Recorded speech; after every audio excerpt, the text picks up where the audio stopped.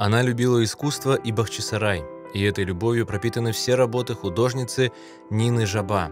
Этот город буквально очаровал ее. Здесь она провела самые счастливые годы своей жизни. Для моего поколения, поколения, рожденного в изгнании, в Узбекистане, вот я родилась в Самарканде, Крым начинался с рассказов бабушки.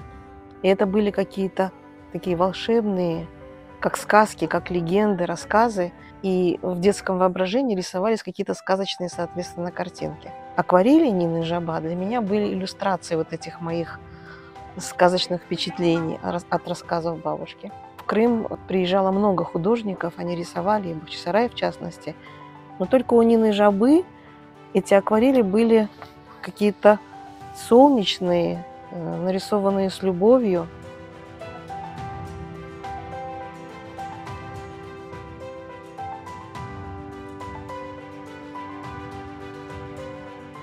Нина Жаба родилась в 1875 году в Тифлисе, училась в женской гимназии Святой Нины. Затем семья перебралась в Петербург, где Нина Жаба училась в художественной академии. Она, в общем-то, с детства видела восточное вокруг себя и наверняка любила это.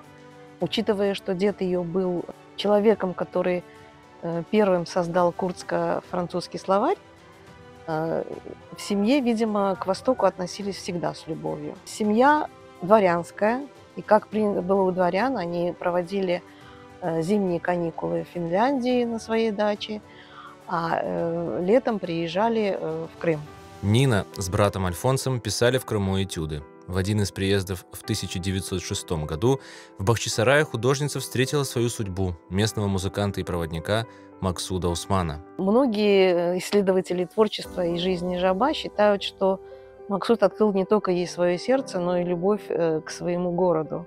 Это было 18 лет. Счастье, погружение в крымско-татарскую культуру, погружение вот в эту размеренную, красивую жизнь, источники, фонтаны, архитектура, пейзажи. Семья поселилась в маленьком домике в Салачике.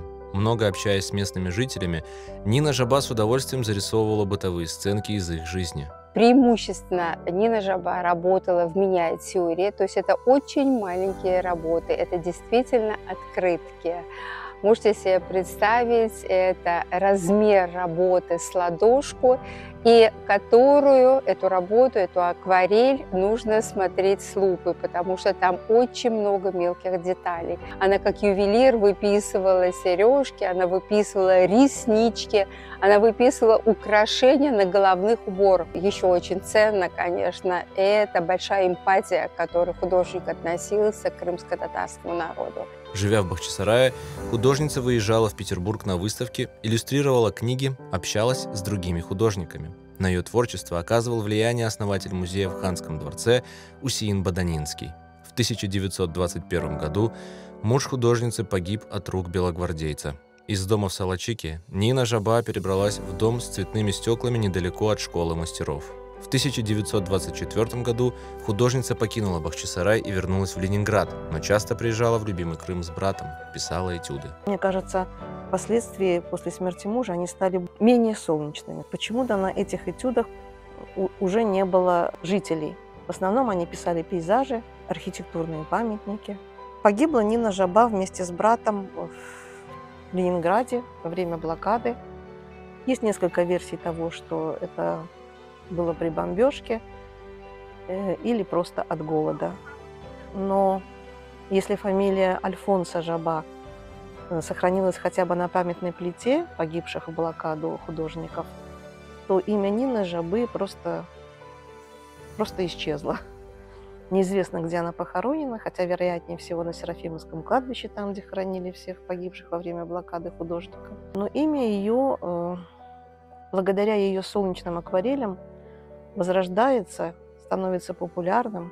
Сегодня работы Нины Жаба имеют не только художественную, но и огромную этнографическую ценность. На ее картинах мы можем увидеть, каким был крымско-татарский костюм того периода, как выглядели и чем занимались жители Крыма, традиции и обычаи отношения в семье.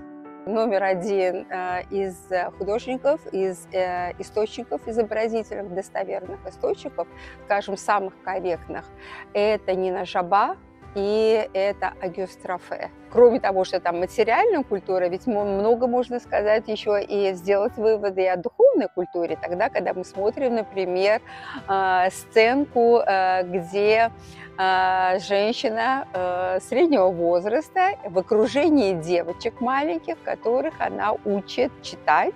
Я думаю, что это Коран. Практически все дети занимаются чем-то. Мы там редко на каких работах мы видим детей играющих или там праздно говорящих. При жизни у Нины Жаба не было ни одной персональной выставки. Первая такая выставка была проведена лишь в 1965 году в Акмесджите усилиями художницы Елены Нагаевской. Продолжение выставка получила в 1967 году в художественной галерее Самарканда по инициативе поэта Идриса Асанина. Тогда эта выставка, вскоре закрытая сотрудниками КГБ, стала глотком родного крымского воздуха для живших в ссылке крымских татар. После возвращения в Крым крымские татары занялись возрождением имени и творчества Нины Жаба. Сегодня ее работы, узнаваемые среди сотен других, хранятся в частных коллекциях, изучаются историками и этнографами.